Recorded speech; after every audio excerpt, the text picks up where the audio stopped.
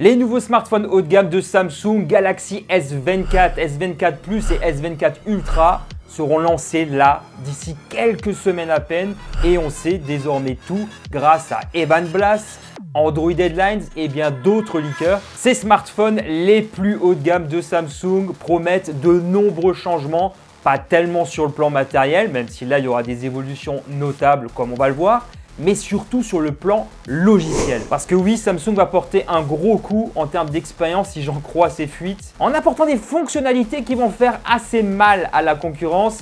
Et ça, on peut le dire sans prendre de gants. Si l'on se fie à ces récentes fuites dans cette vidéo, je vous propose que l'on fasse un point complet. Allez, c'est parti. Android Headlines a partagé de nombreux visuels, des rendus qui nous permettent d'avoir un aperçu complet de tous ces smartphones. Sous toutes les coutures, on s'attend à ce que le S24 Ultra profite de finition en titane, alors que les deux autres modèles seront toujours en aluminium renforcé.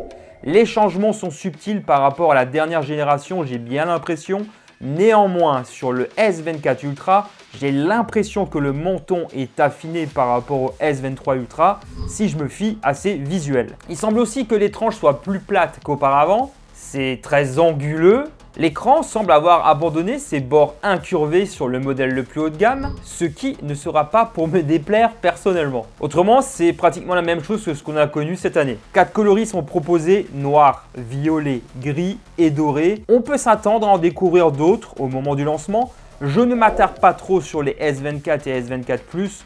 Je voulais surtout faire un focus sur le S24 Ultra, mais ces deux-là ont aussi fait l'objet des mêmes fuites. J'ai failli oublier IP68 dans les 3 cas, bien sûr. Les écrans AMOLED des 3 modèles vont être particulièrement lumineux si je me fie à cette plaquette d'information avec un pic lumineux à 2600 nits. Dimension de 6,2 à 6,8 pouces. Définition QHD+ au maximum pour les S24 Ultra et S24 Plus. Bref, là-dessus, j'ai pas l'impression qu'il y ait de gros bouleversements non plus. À part un tout léger gain de taille sur les S24 et S24 Plus. J'ai toujours beaucoup aimé la proposition de Samsung en ce qui concerne les écrans. Cette plaquette d'information ne mentionne qu'une seule puce, le Snapdragon 8 Gen 3, car elle cible le marché américain, alors que l'on sait que Samsung a aussi l'Exynos 2400 prévu pour d'autres marchés, dont l'Europe et la France par conséquent. Plusieurs sources évoquent que le 8 Gen 3 va équiper tous les modèles S24 Ultra, y compris en Europe. Seuls les S24 et S24 Plus bénéficieront donc de l'Exynos chez nous. Et c'est une différence qui n'est pas anodine. Cette année, j'avais beaucoup aimé le 8 Gen 2 présent dans les S23 et j'ai hâte là de voir ce que valent ces nouvelles puces. 12 Go de RAM d'entrée de jeu pour les S24 Plus et Ultra pour 256 et 512 Go de stockage dans les deux cas et 8 Go de RAM en 128/256 pour le S24. À voir si d'autres capacités de stockage seront proposées lors du lancement. La photo, c'est un domaine qui avait fait couler beaucoup d'encre ces dernières semaines, notamment en ce qui concerne le retrait potentiel du zoom optique 10 fois. Ici, sur cette plaquette, on va constater plusieurs choses. Déjà que le S24 Ultra bénéficie toujours d'un capteur photo de 200 mégapixels, capteur photo principal donc, alors que les deux autres ont toujours des capteurs de 50 mégapixels. Mais on a des zooms 2 fois, 3 fois, 5 fois, 10 fois et même toujours le 100 fois de l'espace de Samsung. Bizarrement, on ne trouve pas de traces d'un ultra grand angle sur cette plaquette, alors qu'il semble évident qu'il sera proposé. Sur ce point, c'est très marketé. Samsung mélange un peu tout et ne met pas en avant certaines caractéristiques de ces smartphones. On aura sans doute quelques surprises à ce sujet-là au moment du lancement. Comme je disais avant, certaines fuites suggéraient la disparition du zoom optique 10 fois sur le S24 Ultra. Ça, il faut le souligner. Et vu comment les choses sont tournées sur cette plaquette, j'ai l'impression qu'on va rester dans le flou concernant ces différents aspects. Autrement, on conserve la possibilité de filmer jusqu'en 8K sur les 3 modèles. En ce qui concerne l'autonomie, il y a d'excellentes nouvelles. La batterie du S24 standard va passer de 3300 mAh sur le S23 à 4000 mAh ici. Je trouve que c'est une super nouvelle personnellement. Le S24 Plus passe lui à 4900 mAh contre 4700 pour le S23 Plus. Le S24 Ultra, enfin, va lui rester à 5000 mAh, ce qui correspond à la même capacité finalement que cette année. Il m'arrive fréquemment de remarquer néanmoins qu'au niveau de la capacité de batterie équivalente, Samsung s'en sort mieux que les autres marques en général.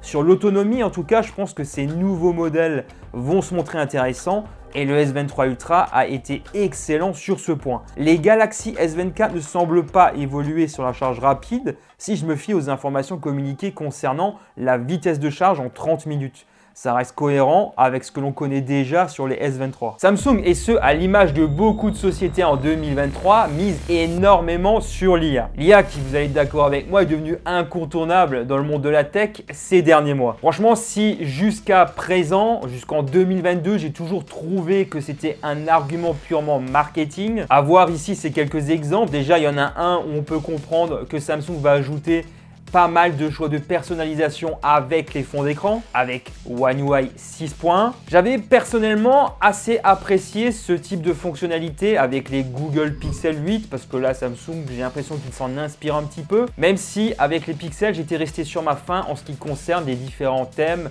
qui étaient proposés. Il n'y avait pas énormément de choix, je trouvais. Plus fou certainement, les traductions instantanées pendant les appels. Dans mon tour des nouveautés One UI 6, j'avais déjà relevé que Bixby était capable de décrocher et retranscrire les appels.